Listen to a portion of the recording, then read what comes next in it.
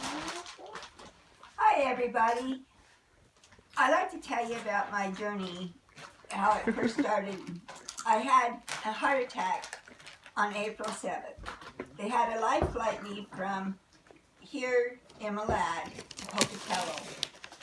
And when I was getting into the helicopter, they told me it was going to take 20 minutes. We had a tailwind that took us 15 minutes. When I got out of the helicopter, I told the nurses to stop. And they says, no, we're not done. We got to get you inside. And I says, no, wait, I got to thank you guys. The male nurse, he says, well, we got to get you in. I said, just a minute. So I looked at the pilot, and the pilot was out standing there next to us. And I looked at the pilot, and I says, thank you for getting me here safely. He had tears in his eyes, and he says, nobody's ever done that. And I says, well, I am. I says, thank you so much. I appreciate it. And then they took me inside, and as soon as they got me inside, they put me on a board, and they started taping my hands down. And the nurse looked at me, and she says, now, if you need to itch your nose, you need to tell me because you can't move. And I says, okay. So they all started working, and the room was really cold. And they put warm blankets on me, and pretty soon I was out. And then I came to right before they finished, and I seen 3 TVs. And each one of them had my heart just a beating. And I looked at everybody and I thought, oh, I'm alive. And the doctor looked at me. The nurse told him I was awake, and the doctor looked at me. And you could see where they went through my wrist and went to the heart. There was a little cable with like pinchers at the end. And he says, we're just finishing up here. Just take me a sec. He says, I got to pull this out of your arm. And so he pulled it out, and he looked at me, and he cussed me really good. He told me going through the night with pain really scarred my heart, the bottom of my heart. And so I says, oh, well, I'm sorry. I said, I really thought it was just heartburn.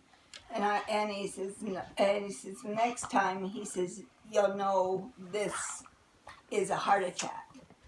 And so it went from that heart attack to having a small, what they thought another small heart attack. So I went back to Pocatello, and Agara did the operation again. He went through my wrist, and he came out, and I woke up again a little bit before it ended. The operation ended, and he goes, Joanie, it's not your heart. He says, there's nothing there. And I says, well, what caused the pain? He says, I don't know. So he wheeled me back into Ceylon, and he told Ceylon the same thing. He says, it's not my heart.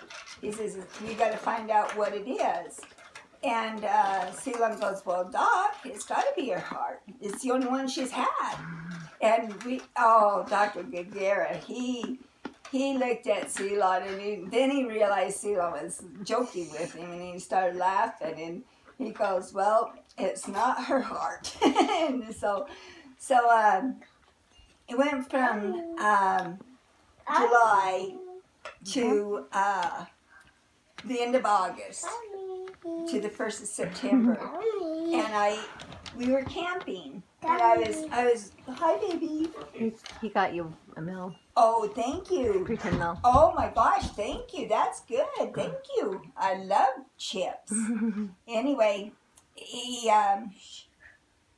I started throwing up, and I wasn't feeling good, and so I went to the doctor the next week, and because I had a knot in my belly button, and it was squishy. So we just thought it was a hernia. So we just thought it was a hernia, and it wasn't. They took me over to the hospital, and they did an ultrasound, and they found all the water up to my lungs. And so then they went from an ultrasound to a CAT scan. And Dr.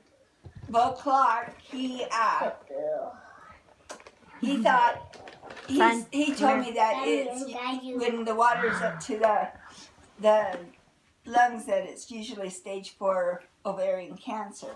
And he goes, would you like to see the tumor? And I says, no. I says, because then I would dwell on the tumor. I says, I don't. And Ceylon and Jimmy was with me. And he told him, would you like to look at the tumor? And Jimmy goes, yeah, I like to see it. And so did Ceylon. So they took Jimmy and Ceylon one way, and I went another way to get drained. They got 4.5 liters of water out of me that night. And Dr. Clark came in and he goes, Joanie, the tumor is the size of a football.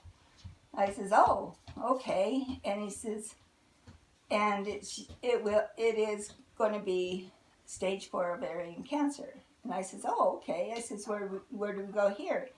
And Dr. Clark looked at me and he goes, Joanie, I don't think you understand. He says, this is stage 4 ovarian cancer. I says, oh, no, I do understand. I says, where do we go from here? And he looked at me and he goes, well, we'll get back with you. He says, you're totally out of my hands. He says, we'll have to find you a cancer doctor. And he did. He found me a good cancer doctor. His name was Dr. Dotson. And after they took the first tumor out, my stomach opened up, and then I had to have a wound back on. And then Dr. Dotson does not do Riker went outside. This is here. chemo. So they sent me to Pocatello to see Dr. Francisco. And Dr. Francisco will not do chemo with the stomach opened up. So I had a visit, and Sissy's here. I had a visit with them, and he told me that this is stage 4 ovarian cancer. And so I went out. So I went, and then he dismissed me, and he says my PA will get with you. My daughter showed up at my doctor visit, and the PA, as my daughter showed up, the PA called me back to this room, and she says, let's talk. She says, now you know what you're up against. And I says, yes, I do. And so she looked at Jennifer, and she says, I bet it was really hard for you to know, to hear that there's nothing we can do for stage 4 ovarian cancer. Well, Jennifer started crying, and I started crying for Jennifer. And then after we left the meeting, I looked at Jennifer, and I says, nobody's going to tell me I'm dying. I says, nobody. And Jennifer, she was driving, she looked at me, she goes, Mom, she says, your faith is so strong. She says, I just wish you the best. She says, this is hard. And she says, and so I told her, I says, you do not tell anybody what this doctor just said to me. And she says, okay. So I got thinking about it 3 days later, and then I told Ceylon what the doctor said. Is Ray outside? And we had to wait, I think 6 months before I can start chemo. Well, I had another tumor on the left side growing, and it was a fast-growing tumor, and it was the size of a watermelon. Got me, my sister. Your sister's here? Yeah. Oh, hi, sister. Hi. Come here. Come here. What's up? This is my granddaughter. Anyway, they Welcome to YouTube, baby.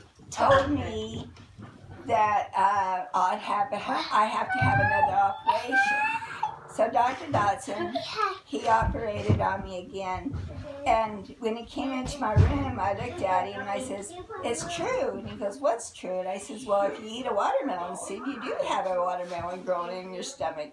And he goes, Joanie, you're fertile myrtle. He says, no. He says, you're beyond having a watermelon growing in your stomach. He says, it's like you had two twins. And we laughed, and then I was able to leave the LDS hospital in Salt Lake, and then I started filling up with water again. But anyway, I'm gonna leave it at this because I don't want to bore you guys, and then next week I'll finish the story. But have a great week, and Ryan Bam Bever sold all the puppies, and we thank you so much for donating the money to us, Brian. And we want to thank Jennifer, Jimmy, Jody, and TJ, and Alicia, and Candace for the fundraiser that they're putting on for me and Brigham on the 28th. And thank you so much for your support. See you later.